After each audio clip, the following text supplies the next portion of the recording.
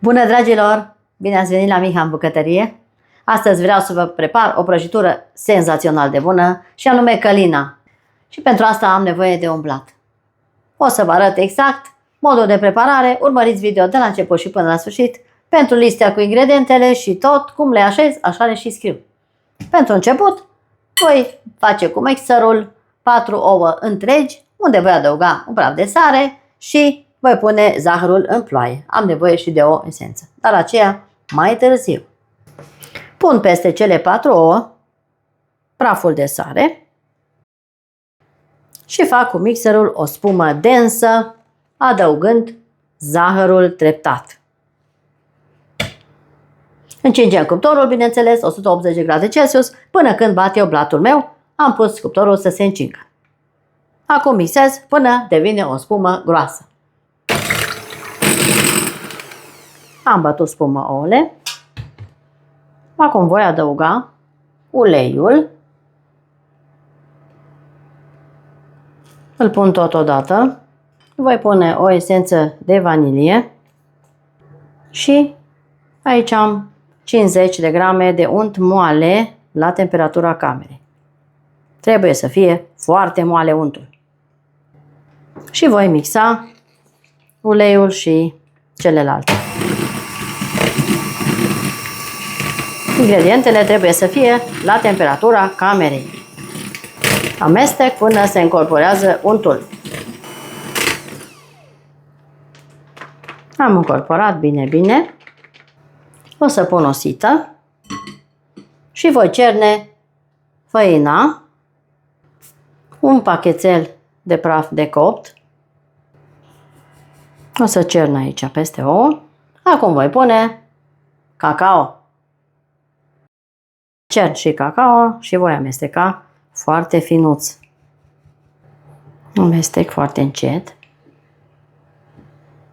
până se încorporează făina și toate celelalte. Am obținut exact ceea ce am vrut. O compoziție de blat, exact așa cum trebuie să fie o compoziție de blat. Uitați aici, este perfectă. Aici am o tavă. O să vă scriu și dimensiunea tăvii pe care am umezit-o înainte de a pune blatul. Și am uns-o foarte puțin. Doar așa prefer eu să le fac. Ungeți cu foarte puțin ulei, câteva picături. Sau puteți să nu ungeți pentru că avem ulei în compoziție. Și pun în tavă. Și voi nivela pe toată suprafața. Acum îl dau la copt și o să vă spun cât stă la mine în cuptor. Revin imediat și cu crema. Dragii mei, blatul meu s-a copt, a stat la cuptor la 180 de grade Celsius 30 de minute. Și așa arată, foarte bine arată. O să-l tai în două, dar mai întâi îl voi lăsa la răcit complet. Între timp o să fac crema. Și pentru asta am nevoie de 300 de grame de banane. 300-350. 3 banane am pus eu aici. 3 banane așa mai mărișoare. Acum o să fac cu blenderul aceste banane, dar întâi de toate o să adaug circa o lingură de lămâie. Așa pentru a nu se oxida. Și o să fac cu blenderul aceste banane piure foarte fin. Acum voi adăuga zahăr. O să scriu cât zahăr am pus eu, dumneavoastră puneți după gust. Pun zahărul aici și continui să fac cu blenderul. Am obținut un piure foarte fin și subțire. Așa trebuie să fie piureul de banane, foarte lichid. Pun acest piure de banane în această oală pe foc. Îl torn aici în oală. Pun oala pe foc. Iar acum, tot în același vas, o să pun 3 gălbenușuri, peste care voi turna puțin lapte. Nu-l voi pune pe tot. Amestec. Iar acum voi pune amidon de porumb sau făină. Și voi incorpora foarte bine amidonul cu gălbenușurile și laptele. Dau drumul la aragaz, la foc mediu. Adaug și restul de lapte. Amestec foarte bine. Și îl voi pune în oală peste piureul de banane. Și voi lăsa să fiarbă până se îngroașă, amestecând în continuu pentru a nu se lipi de oală. La nevoie, dacă mai trebuie, mai punem lapte, dacă nu, nu. Ca să ne iasă o cremă mai groasă pentru cremă.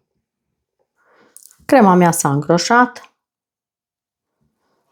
Peste această cremă o să pun 50 de grame de unt moale la temperatura camerei, pun direct în oală și amestec în continuare până se topește untul. Crema mea s-a fiert. Deci așa trebuie să arate crema noastră de banane. Exact așa. Lăsați să fiarbă foarte, foarte bine până se îngroașă bine, bine, bine. Acum o voi goli într-un bol curat pentru a se răci mai repede. Așa arată. Sper că se vede. O golim toată în bol și o las să se răcească la temperatura camerei. Las și blatul răcit, pe care îl voi tăia în două bucăți egale. Și o să vedeți imediat. Aceasta trebuie acoperită cu o folie alimentară. Și o să vedeți imediat și restul rețetei. Nu suntem gata. Rămâneți aproape, nu plecați nicăieri. Revine curând. Dragii mei, crema mea s-a răcit foarte bine. Arată și este cea mai bună cremă de banane. Cea mai bună. Acum, cu mixerul voi bate 300 de ml de frișcă lichidă foarte rece. Pun în acest bol frișca rece, peste care voi pune o lingură de zahăr pudră. Dacă vreți, puneți mai mult, pentru că frișca mea este puțin îndulcită și voi pune și o lingură de zahăr pudră. Acum fac foarte bine până când fac o frișcă spumoasă și tare. La viteză mică, bineînțeles.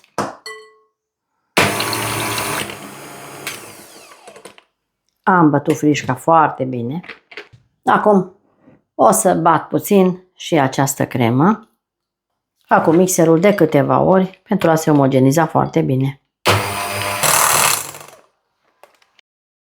Am amestecat foarte, foarte bine crema de banane, care arată așa. Foarte bună această cremă, minunată. Încercați cu mare încredere această rețetă mea de astăzi. Dacă aveți gusturile mele, bineînțeles.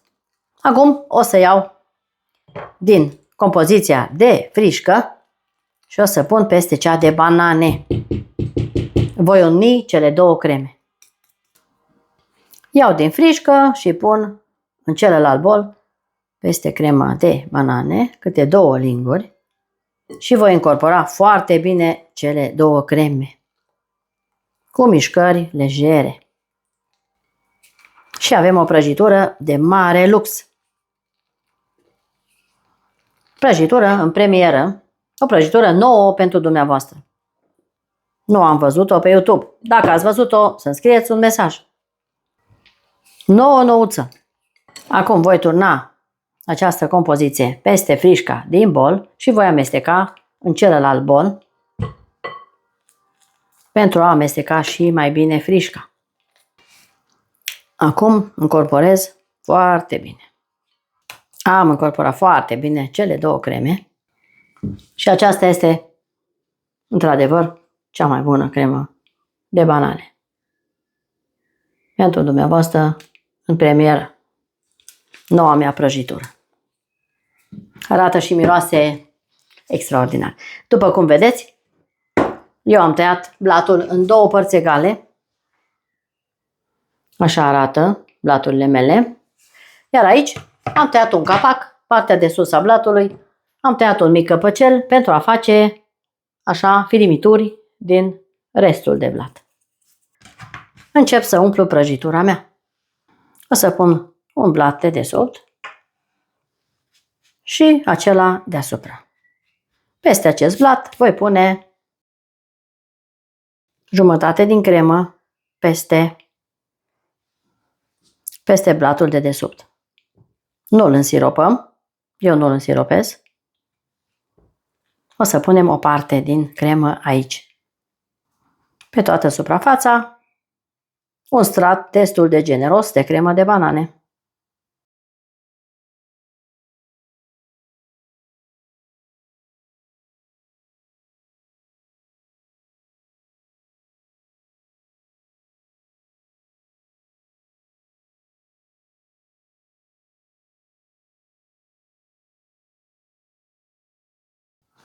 Peste această cremă voi pune firimituri din acest blat pe toată suprafața.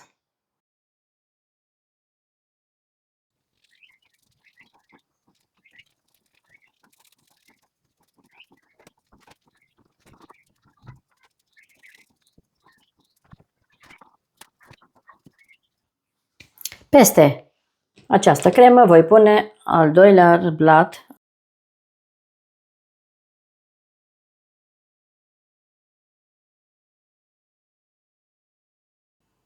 repartizez uniform și fac și marginile pentru a acoperi blatul de cacao.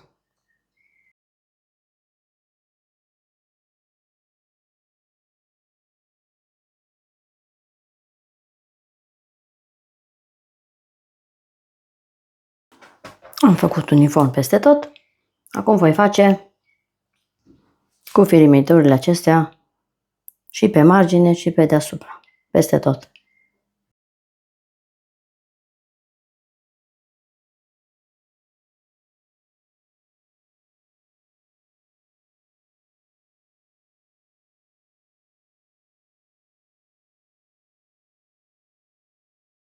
Dragii mei, am pus și celelalte firimituri de la blat peste prăjitura mea. Așa arată prăjitura mea de astăzi. O voi da la frigider pentru câteva ore pentru a putea să o filiez să vă arăt exact și interiorul. Ne vedem în curând și până atunci rămâneți aproape. Abonați-vă și dați un like. Dragii mei, bine v-am găsit! Prăjitura mea, călina, se numește, asta la frigider peste noapte. Și am să vă arăt și cum arată bunătatea mea de prăjitură.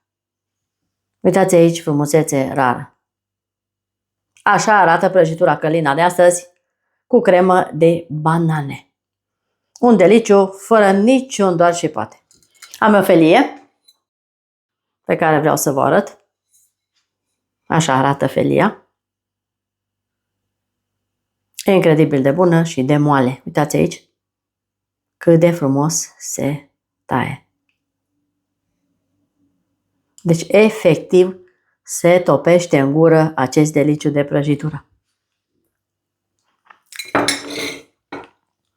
Incredibil! Nu vă rămâne decât să încercați prăjitura călina, prăjitura mea de astăzi. Și dacă aveți gusturile mele, încercați rețeta, fără doar și poate. O să vedeți, să vă convingeți personal cât este de bună și de delicioasă această nouă prăjitură la Miha în bucătărie, pe care n-ați mai văzut-o pe YouTube. Vă mulțumesc foarte mult că ați stat alături de mine până la finalul acestei rețete. Abonați-vă, nu costă nimic, înscrieți-vă pe comunitatea miha.de pe Facebook și nu vă doresc decât să rămâneți pofticioși pentru ceea ce urmează, ceva și mai bun. Pe curând, la revedere!